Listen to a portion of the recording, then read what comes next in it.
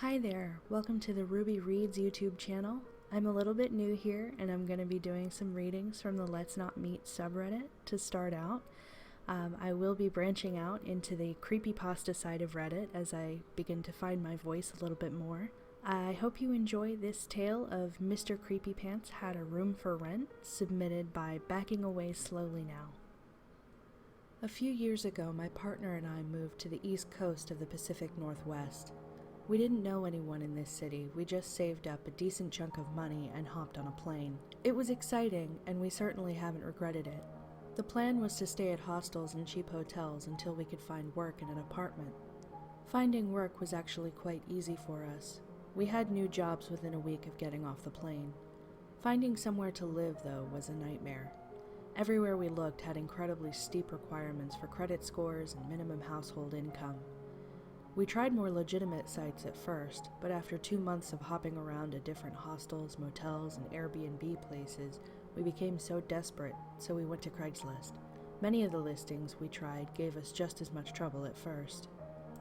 So one day I'm desperately scouring Craigslist for rooms and I come across one that seemed a little weird.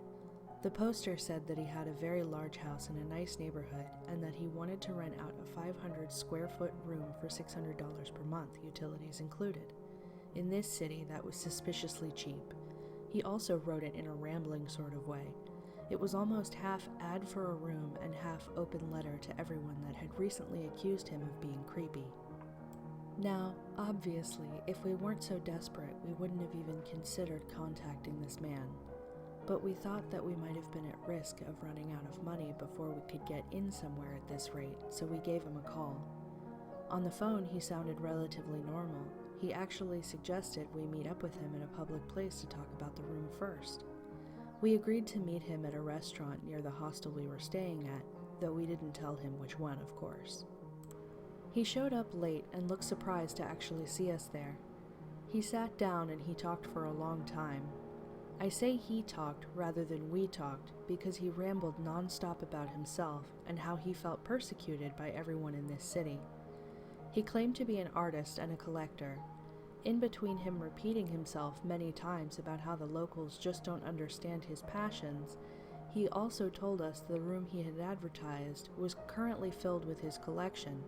He never once said what he had collected, and that if things went well, he would have to hire people to move it into storage before we could move in. And at one point, he stopped talking abruptly and ran to the restroom. We took this opportunity to discuss the situation. We knew at this point that he was probably a crazy person, but the threat of homelessness was looming, so we agreed that we should at least see the place and decide based on that rather than his eccentricities. He came back to the table, sweaty and flustered. We weren't sure why at the time, but we figured it out later. Before we could say anything, he blurted out, "I want to show you the apartment right now." We were surprised by this, but we had just discussed seeing it, so we agreed. I asked him to text me the address and that we would take public transportation to meet him there. He insisted that he'd drive us there since we didn't have a car. Now, we were obviously hesitant to get in his truck. It was obvious even to him, I think. But the previously mentioned desperation was still a thing and we were pretty sure he wasn't going to try to hurt us. We were right, but it was still a bad decision in retrospect. So we crammed into the front seat of his tiny, rusty, ancient-looking pickup truck. My partner was pressed up against the door and I was uncomfortably close to the driver as he continued his babble about how this city had gone downhill and how everyone he used to hang out with shuns him these days. At one point, I whispered to my partner to get ready for a possible tuck-and-roll situation. He saw me whispering but couldn't hear me over the wind roaring through the cab of the truck. One of the windows was broken out, really added to the vehicle's charms, and he said something about we were romantic together and that he envied our youth. We arrived at his house minutes after that. He had been technically honest up to this point. His neighborhood was decent looking, and his home was a pretty large one-story ranch house. I noted out loud that he had bars on all of his windows and several locks on his front door. He said that his collection was very valuable to him, and he was just protecting it from thieves. Once he let us in, I made a point of urging him ahead so that he couldn't get a chance to lock the door behind us. We very quickly noticed 3 things. his art, his collection, and the smell. This man's method of art, of which he was very proud, was apparently to take lots of innocent, childlike things, baby dolls, stuffed animals, ceramic figurines, children's toys, etc., and attach dildos to them. One of the most notable pieces being the one he referred to as his unicorn.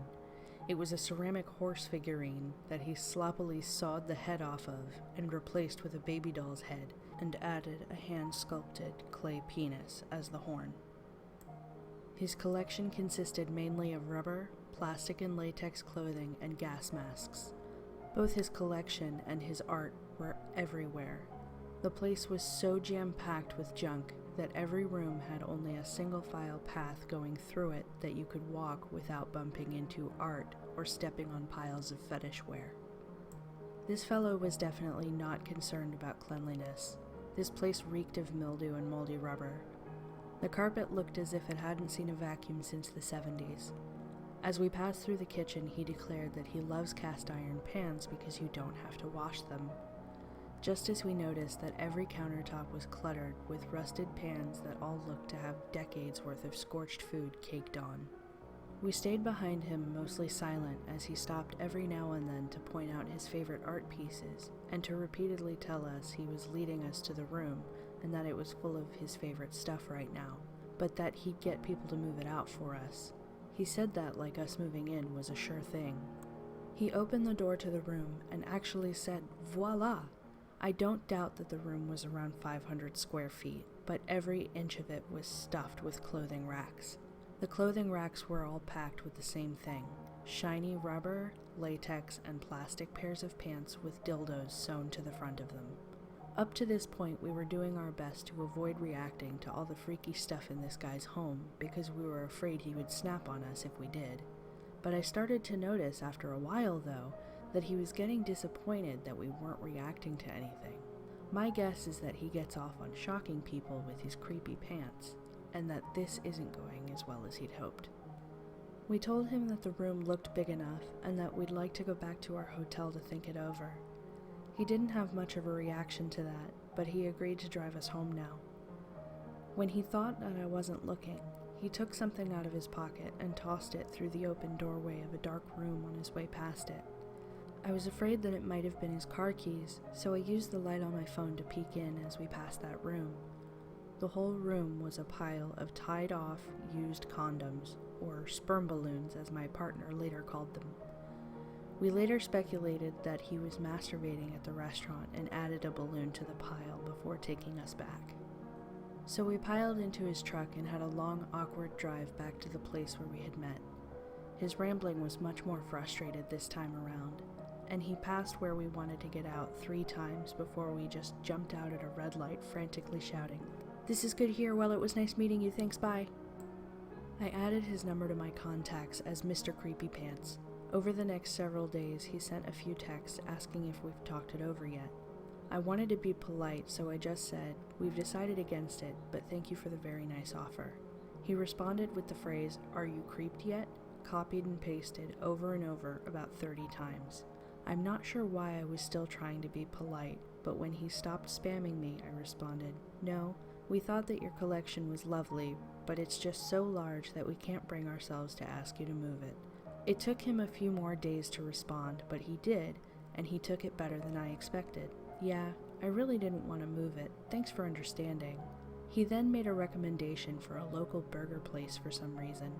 I blocked his number shortly after that, just to be safe. For the record, we didn't care that he was a fetishist of some sort. We cared that he was really friggin' gross. So, Mr. Creepypants, let's not meet again. Thanks for listening, guys, and I'm pretty glad that I'm not the one that had to encounter Mr. Creepypants. I'm not really sure what I would have done with myself if I had been the one to do so. Anyway, leave a comment, let me know what you thought of the video. Hopefully you liked it enough to subscribe, give a little bit of a thumbs up. If you have a story that you'd like for me to read on this channel, please send it to me at readingrubyt@gmail.com with your name and express consent to publish it here on this channel. I'll go ahead and list that email address in the description of the video, and I hope to hear from you. We'll see you next time.